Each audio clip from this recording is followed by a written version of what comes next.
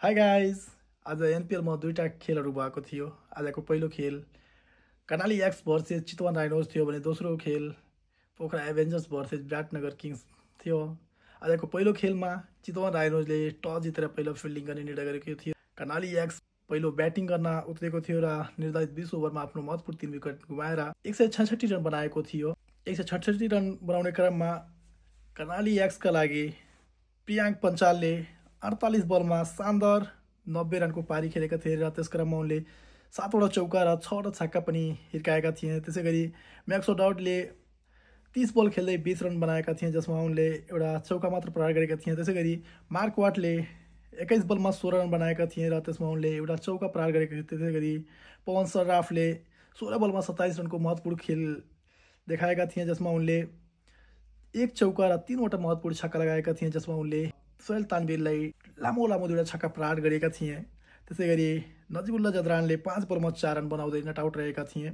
जवाबी ब्याटिङ गर्न उत्रेको चितवन राइनोजले 19.1 ओभरमा आफ्नो 6 विकेट गुमाउँदै त्यो लक्ष्यलाई प्राप्त गर्यो। चितवन राइनोजको जितमा महत्त्वपूर्ण योगदान गरेका थिए दीपक बोहराले, जो चाहिँ 36 बलमा 42 रन बनाएका थिए र यो क्रममा उनले 6वटा चौका र एउटा छक्का पनि लगाएका थिए।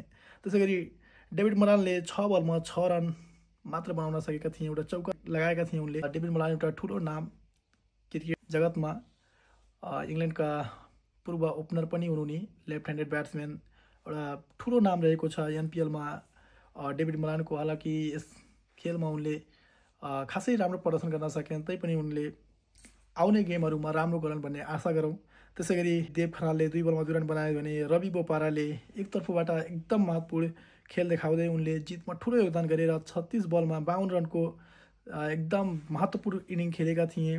त्यस क्रममा उनले 3वटा छक्का र 3वटा चौका पनि प्रहार गरेका थिए। त्यसै गरी कुशल मल्ल क्याप्टेन पनि हुन् उनी कुशल मल्लले 15 बलमा 20 रन बनाउँदै 2वटा छक्का लगाएका थिए उनले।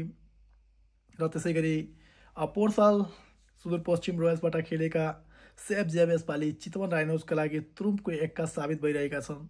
उनले 16 बलमा 38 रन बनाउँदै 2वटा चौका र 4वटा महत्त्वपूर्ण छक्का प्रहार गरेका थिए भने अर्जुन सौद 4 बलमा 8 रन बनाएका थिए। त्यसै गरी सोहेल तानवीर 1 बल पनि खेलेका थिएनन् र सजिलै चितवन राइनोजले 19.1 ओभरमा यो खेल जित्न सफल भएको थियो। त्यसै गरी कर्णाली एक्सका लागि सोमपाल कामीले 4 ओभरमा 33 रन खर्च गरेका थिए भने उनी सिंहले 3 ओभरमा 24 रन खर्च गर्दै 1 विकेट लिएका थिए। त्यसै गरी नन्दन यादवले 3.1 ओभरमा 33 रन खर्चेका थिए भने मार्कवाटले 4 ओभरमा 33 रन खर्चेका थिए। त्यसै गरी गुलसन झाले 2 ओभरमा 21 र युवराज खत्रीले 3 ओभरमा 26 रन खर्चदै एउटा विकेट पनि प्राप्त गरेका थिए। आजै भएको दोस्रो खेलमा पोखरा एभेन्जर्सले टस जितेर पहिला फिल्डिङ गर्ने निर्णय गरेको थियो र विराटनगर किङ्सले पहिला ब्याटिङ गरेको थियो, जसमा विराटनगर किङ्सले एउटा हिस्ट्रिक मोमेन्ट पनि क्रिएट गर्यो, एउटा इतिहास पनि रचेको छ यो खेलमा।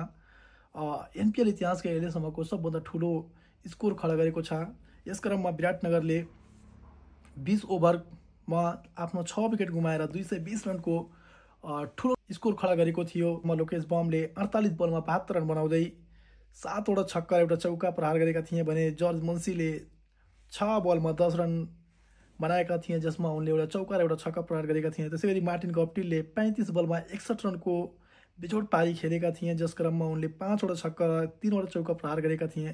त्यसै गरी शुभम रञ्जने उनले चाहिँ 16 बलको सामना गर्दै 38 रन बनाएका थिए, जस क्रममा उनले 2वटा छक्का र 3वटा चौका प्रहार गरेका थिए। त्यसै गरी बसिर अहमदले 13 बलमा 23 रनको योगदान दिएका थिए, जस क्रममा उनले एउटा चौका र एउटा छक्का पनि प्रहार गरेका थिए। यसै गरी नारायण जोशीले 3 बलमा 11 रन बनाउँदै एउटा चौका र एउटा छक्का प्रहार गरे भने प्रति जीसी 1 बल खेलेर नट आउट रहेका थिए। र बलिङको कुरा गर्ने हो भने पोखरा एभेन्जर्सको लागि आकाश चन्दले 4 ओभर बलिङ गर्दै 48 रन खर्चे भने सागर ढकालले 4 ओभरमा 40 रन खर्चेर 1 विकेट प्राप्त गरे भने डेन डाउथवेटले 3 ओभरमा 30 रन खर्चेर विकेटलेस रहे भने कुशल भुर्तेलले 3 ओभरमा 32 रन खर्चदै एउटा विकेट प्राप्त गरे भने जेम्स निसम एउटा महत्त्वपूर्ण खेलाडी रहेका थिए। उनी पोहोर साल एउटा ट्रुम्पको एक्का साबित भएका थिए जनकपुर बोल्ट्सका लागि भने यसपालि उनी अलि निराशाजनक प्रदर्शन गरेका छन् आफ्नो पहिलो म्याचमा पोखरा एभेन्जर्सका लागि र उनले 2 ओभरमा 22 रन खर्चेका थिए भने विकेटलेस रहेका थिए र यो लक्ष्यलाई पछ्याउने क्रममा पोखरा एभेन्जर्सले 18.5 ओभरमा आफ्नो सबै विकेट गुमाइदिई मात्र 167 रन बनाउन सफल भएको थियो, जसको क्रममा दिनेश खरेलले 6 बलमा 7 रन बनाएका थिए। कुशल भुटेल क्याप्टेन पनि हुन्, उनी पोखरा एभेन्जर्सका राम्रो पारी खेलेका थिए। उनी 31 बलमा 59 रनको पारी खेलेका थिए। उनी 4 वटा छक्का र एउटा चौका पनि प्राप्त गरेका थिए। त्यसैगरी जेम्स निसमले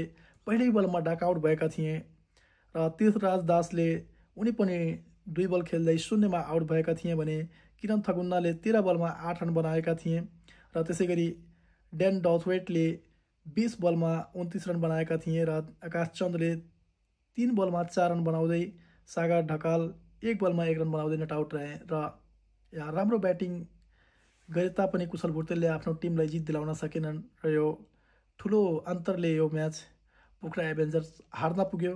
यसैगरी बलिङको कुरा गर्ने हो भने विराटनगर किङ्सका लागि मर्चान डेल्याङ्गेले 3.5 ओभरमा 48 रन खर्चिँदै 2 विकेट प्राप्त गरे भने प्रति जीसीले 3 ओभरमा 29 रन खर्चिँदै 2 विकेट प्राप्त गरे। त्यसैगरी शुभम रञ्जनेले राम्रो बलिङ फेरि गरेका थिए। उनी 1.5 ओभरमा राम्रो बलिङ गरेका थिए। 3 ओभरमा 35 रन खर्चिँदै 2 महत्त्वपूर्ण विकेट लिएका थिए। त्यसैगरी बसिर अहमदले 3 ओभरमा 24 रन खर्चिँदै 1 विकेट लिन सफल भएका थिए भने क्याप्टेन सन्दीप लामी छानेले 4 ओभर बलिङ गर्दै मात्र 18 रन खर्चेर 2 विकेट लिन सफल भएका थिए र इकोनोमी रेट उनको एकदमै राम्रो रहेको थियो। 4.50 को इकोनोमी रेट थियो र यसै क्रममा सूर्य तामाङले 2 ओभर बलिङ गर्दै 12 रन खर्चेर 1 विकेट प्राप्त गर्न सफल रहे र आजको विनर्स चितवन राइनोज र विराटनगर किङ्सलाई धेरै धेरै बधाई छ। त्यसैगरी हारेका टिम कर्णाली एक्स र पोखरा एभेन्जर्सलाई पनि आगामी दिनहरूमा राम्रो प्रदर्शन गर्ने छ भन्ने हामी आश गरौँ।